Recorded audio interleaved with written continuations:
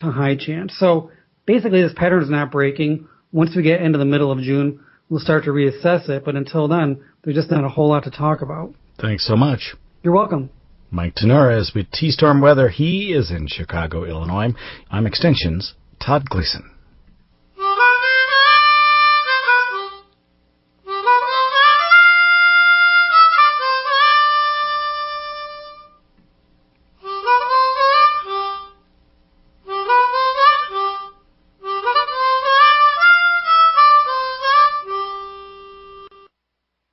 Farm Week and FarmWeekNow.com journalist Kay Shipman connects rural routes for you. For 3 decades, Kay has delivered important news. She covers everything from legislative issues to the latest in soil and water conservation. Here's a bit about her rural roots. I love covering so many aspects of agriculture and providing readers with the facts they need to make better decisions. I also get to work with farmers and meet new people along the way. Be it routes or roots, RFD Radio, FarmWeekNow.com and Farm Week keep you connected. If you're in the mood for some sprucing up, you're in luck. From big to small or farm to front yard, your Illinois Farm Bureau member discount from John Deere is ready and waiting to help. It's easy to think green when it's the Rewards Loyalty Program with savings on equipment, special parts, and home and workshop products. Whether your tasks involve mowing, planting, or cleaning, you'll be set for whatever your work requires. All you need to do is sign up, have your membership number handy, and go to johndeere.com/Farm Bureau.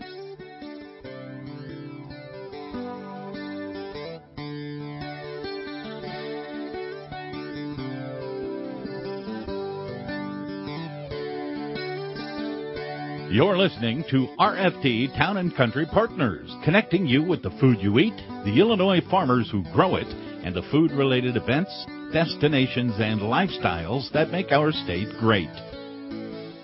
Good Thursday to you. Nick McClintock here on the RFD Radio Network, Town and Country Partners. Thanks, everyone, for listening in today. On the phone, we have Charlene Fargo, IV dietitian for our for Springfield stores. Charlene, how are you doing today? I'm good. How are you? Are you surviving all this rain that we've had? I was just about to ask you how did Springfield fare last night? I know through the central part of the state, some pretty severe storms, but did Springfield make it out okay?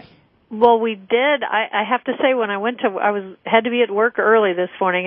So I was on the road about 5:45, and wouldn't you know, I'm trying to get out of where I live, and there's a tree across the road, so I had to go around and go a different way. So, nothing major, but there were those little bumps in the road, if you will.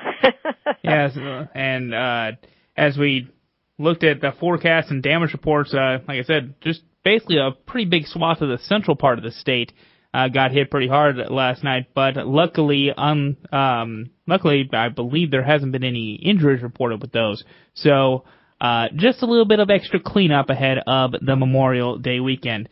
Speaking of which, that's what we're here to talk about today. I mean, a little bit, I said Inside Baseball last time I hosted the show. I'll do a little bit more. I'm the one who primarily books the show for both this show and then RFD Today in the mornings. But I think this is a pretty good booking. To get you on, thanks, Nick. Exactly. Not only your expertise, but also just the timing right before Memorial Day. I think was pretty good on my part. Well, you did a great job. And the interesting thing is, we're all thinking when you think about holidays, so many of them revolve around food. And so you have to think, man, I don't want to, if I'm trying to lose weight or I'm trying to maintain or trying not to gain, whichever those are your goals, you really have to think about just kind of taking it easy over the holiday, not going crazy. I was working with a gentleman this morning, and he said, man, you know what my problem is? You know why I've gained weight? It's because the kegger is so close to my pool. Well, you and I would say, let's move the kegger farther away. But maybe that's the same thing for Memorial Day. We need to just kind of take it easy, and if we're going to have, of course we're going to grill out if it's a decent day, well then let's make sure we have a nice salad to go with that, or some fruits and vegetables to go with that, so that we balance everything out. I think that's the key, is don't say no to those ribs if ribs are what you usually do on Memorial Day. Let's just make sure we have some healthy sides with those ribs. Absolutely. I mean, and you think about it, I mean, in many ways, grilling can be even a healthy alternative as far as, like, as opposed to deep frying or doing something like that with your chicken. But, yeah, definitely putting something green next to those ribs or the chicken or the steak that you're going to have on the grill is definitely a positive. Absolutely. Green is very, very good, and I'm not talking about a John Deere tractor. I'm talking about what you put in it. And so, think about that. Think if you're going to a potluck kind of thing, go to the family or whatever, think about what can I make that's going to be healthy that I could also have besides that, wonderful dessert that Mom always makes.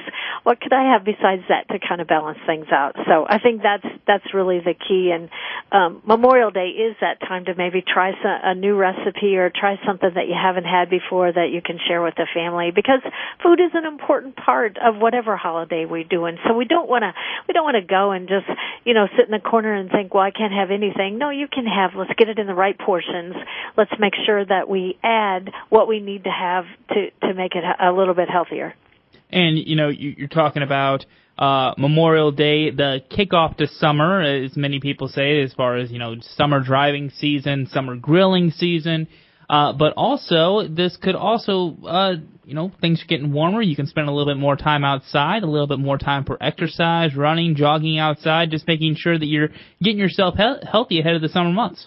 Well, absolutely. And I know that we all talk about the rain and how much rain we've had, and I just heard the last report saying that, we're just way up there as far as rain goes. So take advantage of those good days when there is some sunshine. We're having sunshine today, so today would be a great day, just like you said, to get out and move a little bit, or to think about, okay, what else could I do that if I don't like to run, if I don't like to jog, maybe take a bike ride.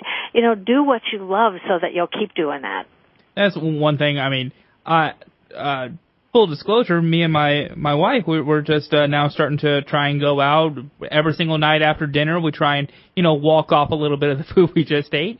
But I've always said to my friends and everything, the hardest thing for me to do is actually go to a gym or something and work out. First of all, there's the cost of it. There's also, having to get in your car and go into the gym, it's a little bit of a hassle. But if there's some activity that someone can partake in, be it a sport or just, like I said, walking around with your friends, that is just getting up and moving around is a key first step, right? Absolutely. And, another thing you can do is just things, think about chores like gardening.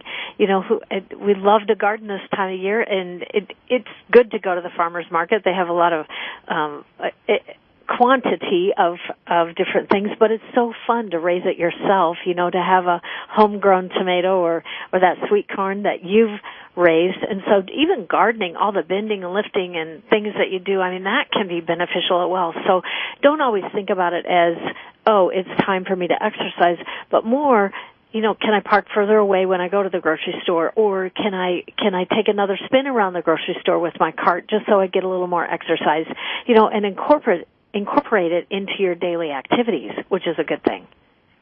So again, here talking with Charlene Vargo, a Hy-Vee dietitian in Springfield. And one thing that I'd be interested to hear from you is whenever you're meeting with a client for the first time and you're maybe trying to lay out a game plan for someone, what is that first thing? Obviously it's different from person to person, but the first thing that you tell them, maybe what's going to be the hardest about trying to start this process, or just how do you get them to shine a positive light on beginning either a new diet or continuing one? Well, I think what I try to do is find that common ground that we have. So I would start with maybe just seeing what you typically eat, okay? And then maybe we can do a tweak there. So I would say, Nick, what'd you have for dinner last night? I had some cheeseburgers on the grill, as well as, this is a really bad example for me, potato chips. This is good, because it's real life. Yes, absolutely. I had a cheeseburger on the grill and then some potato chips, and then also afterwards, because I got a little bit of bulk salmon, I grilled that, and that is going to be my lunch for the next couple of days. Well, and see, that is such a good thing to do, is when you've got that grill fired up, to think about what can I plan ahead to have for lunch or whatever, and then you still have that wonderful grilled flavor, but it's for your lunch the next day. And salmon is so healthy because it's high in omega-3s, and we want to incorporate more fish, at least twice a week into our diet. So good job on that. And then I'd take it to the point of, okay, so we want to get maybe a veggie in there or some fruit or add some fiber. And so the fruits and vegetables would add that fiber, but maybe you could switch a simple little thing to a whole wheat bun with your cheeseburger instead of a white, more refined grain kind of bun. And the other thing is, what could we do instead of those potato chips? Maybe we could have some fresh asparagus, or maybe we could have some roasted vegetables that we do even on the grill that are just wonderful. Try a new recipe. So I think a lot of times we eat the same things because they're easy and they're convenient. Pulling a bag of chips is easy and convenient, but really, we get so much more out of some fresh veggies. Last night I was at a dinner party with some other dietitians, and so the one comment that everybody made was, "Oh my gosh, we have so many fruits and vegetables," and that's what we want our potlucks to be, or our dinners to have, is lots of fruits and vegetables. Because when you fill up on that, not many calories, plus you're getting all those nutrients that you need. Absolutely. I knew from the second that you instituted that question, or that I even said it, I'm like, man, I really hope we don't come back to what I had for dinner last night. This is not a good example. Oops. But no, and like you said, though, it's real life. Everyone goes through it. Moderation, of course, always key. You can have those meals, like you said, here at your Memorial Day barbecue. Don't necessarily have to go overboard, but of course you can still try your favorite foods. Absolutely, and I think that's the way with dessert too. I think when we deny ourselves, if I would say to you, Nick, you can never have chocolate again, well, that's the very thing you want, is some chocolate. But it's a big difference whether you have the triple size Hershey candy bar or whether you have a couple of Hershey's Kisses. Absolutely. Big difference to that, and you still satisfy that chocolate craving that you might have. Yep. Well, these 10 minutes, Charlene, have absolutely flown by, but we have to let you go. But, of course, we will catch up with you next month. All right, and have a great Memorial Day. Thanks so much. You as well, Charlene Fargo from Hy-Vee. We will be back with more Town and Country Partners. Farm Week and FarmWeekNow.com journalist Daniel Grant connects rural routes for you. With more than 2 decades of reporting under his belt, Dan is the go-to source for farmers when it comes to commodities. Here's a bit about his rural roots. I grew up on a grain and livestock farm near Roseville in Warren County. What I love about my job is working with people, traveling across Illinois, and visiting farms along the way. Be it routes or roots, RFD Radio, FarmWeekNow.com, and Farm Week keep you connected. Are you preparing for planting season? We don't mean to be a pest, but here's a few things you need to know before you grow. The Illinois Department of Agriculture now requires special local needs labels, including new restrictions for the use of herbicide dicamba on top of soybeans in Illinois for the 2019 growing season. Did you know these additional restrictions go beyond federally approved labels? Remember, the label is the law. To find out more about these Illinois-specific labels, visit ilfb.org/label-aware. Welcome to Jim Crowley Outdoors here on RFD Radio Network. Hey, here's some bait that doesn't stink. Did you know Illinois Farm Bureau members get discounts on Grainger equipment and supplies, plus free shipping on all standard Grainger products? Find out more about membership, ilfb.org. All right, so a question I get from time to time is, Jim, when do you think the best time to catch fish are? Oh, my goodness, that could vary from depending on where you are, depending on water clarity, depending on temperature, depending. Fish best bite when you go. And I've never went just because, hey, I'm hoping I'm going to get a bite, or, I wonder if they're going to bite today. Things happen because you, in my opinion, because you make them happen, or because you plan ahead of time for them. So when I'm going to a new lake, or any lake for that matter. Do I look at the lunar calendars and things like that? Sure, sometimes I do. Sometimes I have no choice. If I'm trying to film a show and I need to get one done, sometimes I don't have a choice of when I go. I just have to go. So the first available opportunity, weather permitting, I'm obviously not going to go out in lightning and storms like that. But when I have to go and get something done, I have to go. And it doesn't matter if there are optimum conditions or not. I have to figure out a way to make the fish bite. Here's an example. Last week I was filming an episode for Hook and Hunt TV. The night before, the temperature got down to 39 degrees, and this is in May, okay? Those fish were getting ready to move up shallow to spawn. I thought I had a plan all put together. I'd been to this lake before. We're going to make a pretty good episode out of it. Well, that 39-degree cold front and frost at the boat ramp the next morning, because it got even a little bit colder than that, knocked everything back and actually made it a lot tougher. So as the sun got up during the day, my pattern changed completely about what I thought I should be doing. In other words, I had to come up with a strategy to catch those fish. So what I did is I slowed down a lot. And the funny thing is, you hear the fallacy of that fish bite the best in the morning or fish bite the best in the afternoon. Well, realize that's when most people fish. So I've never put stock in that they bite the best in the morning or they bite best later in the afternoon or close at night. Now, they have bit that good for me at those times. However, my records also indicate that some of my biggest fish of multiple species over fresh and salt water have come at midday.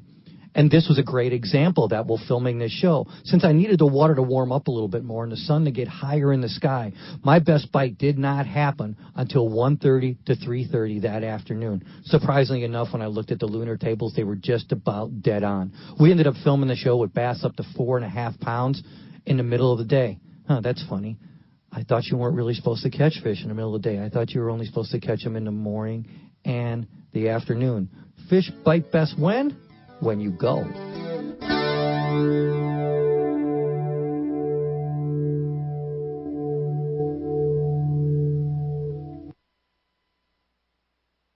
RFD Radio Network's DeLoss Yankee connects rural routes for you. DeLoss delivers essential farm and food-related news to our listeners. His witty voice has been heard on the air for more than 2 decades. Here's a bit about his rural roots. Growing up on a farm prepared me for my career. I try to know a little about a lot of things and let the people I interview be the experts. I've always wanted to be on the radio. I'm just happy to do what I enjoy. Be it routes or roots, RFD Radio, FarmWeekNow.com, and Farm Week keep you connected.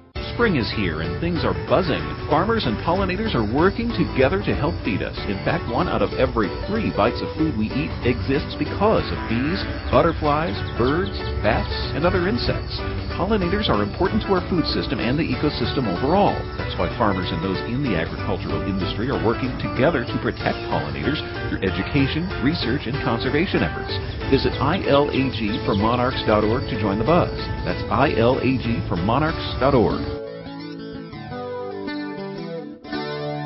Welcome back to RFD Town and Country Partners, right here on the RFD Radio Network. Nick McClintock with you. As I don't want to say that this will go directly against our last guest, Chris Svitak from the Lions Club of Westmont and the Westmont Red, White, and Blue Barbecue was on the phone with us. Chris, we just had a dietitian on in the segment before we had you on. So whenever we talk about the Red, White, and Blue Barbecue Festival in Westmont, we can still enjoy all the barbecue we want. Again, it's just a matter of moderation, right? Oh, absolutely it is. And this being the summertime, this is the time for a lot of barbecue out there. And there's a difference between barbecue and grilling, just so you know. Ah, yes, that's a key point. Now, I do want to point something out. If you go to WestmontBarbecue.com, where we found this event going on this weekend, you have one of the coolest landing pages I've ever seen for a website. It's just a countdown, and we're at 9 hours, 5 minutes, and 52 seconds up until the Memorial Day weekend Red, White, and Barbecue Festival and Competition. Chris, tell us a little bit about the event coming on this weekend. All right, well, the event that's up here in Westmont, for those that don't know where that is, if anybody knows where Oak Brook or McDonald's Hamburger U is, it's about 5 miles south of that. That's in gorgeous Ty Warner Park. We've got 52 competitors. They're vying all for about $20,000 in cash. Got 13 or 14 food vendors, beer. We got free live music. There's no entrance fee at all to this event. It's just whatever money you feel like spending for that day. Awesome. One thing I would like to get a little bit more information about, because this really piqued my interest whenever I saw it on the website. I've heard of barbecue competitions before. One thing I had not heard of, and this is the second annual SCA Steak Contest. That sounds like a lot of fun to be a part of. Well, that is one of our newest competitions. What it is these guys, they pay a substantial amount of money to be in this, about $175. We provide them with the most perfect ribeye steaks you could ever see. And they're cooking for a short ton of money just for that. And they've got, once we give them their steaks, they have all of about 2.5 hours to get them done and turned in. And they have to, there's really a lot of specific, if you will, criteria that goes along with it. Like, it has to be a perfect medium rare. They get points taken off if it's overdone or underdone. So, and their spices and everything mean everything.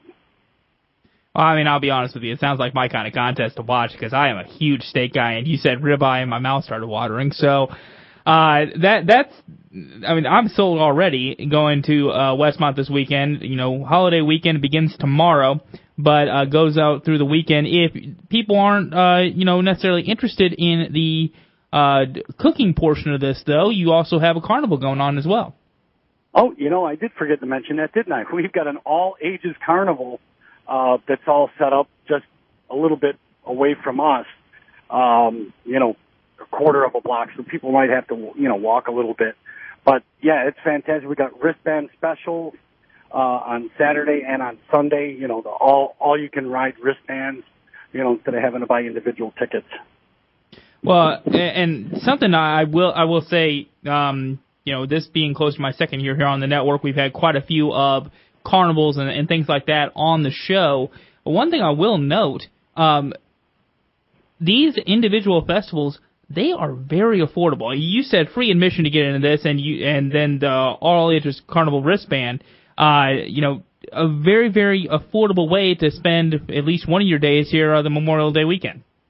Oh, absolutely it is. And like I say, this is really a big fundraiser for the Lions Club. And we don't charge an admission. There's many, many festivals around the state that do. We don't charge any admission. And again, it's just how much money you feel like spending. Absolutely. And I see here on your 2 professional barbecue competitions as well as an amateur one. I might have to get on that next year. Yeah. I've been trying, I've been trying to perfect my rib recipe, and I'm very much a rookie at this. I've only been doing it for about a year and a half. Just trying every once in a while to see what I can do here. But I think with maybe another year of practice under my belt, I might be in a chance to embarrass myself in front of professionals. Well, yeah, you should. And wherever, you decide to get into a contest, you should definitely start out on the amateur, or what some people call backyard barbecue. Mm-hmm. It's a little less stressful. It's generally only 1 or 2 different meats. Our backyard barbecue is ribs and chicken, and it's very specifically timed. If you're even 1 second late turning your food in, you automatically get disqualified. Oh, wow. Now, our professional contest, and these guys are just like you and me. Mm-hmm. They go around the country and they compete for money. They cook 4 meats, and it's all about timing. The entire process is time. Mm-hmm. You've got to perfect the timing. We've got, like, some of the guys that we have here this year, I've got 2 or 3 world champions that are competing this year, amongst all the ones that they get out and just go every weekend or every other weekend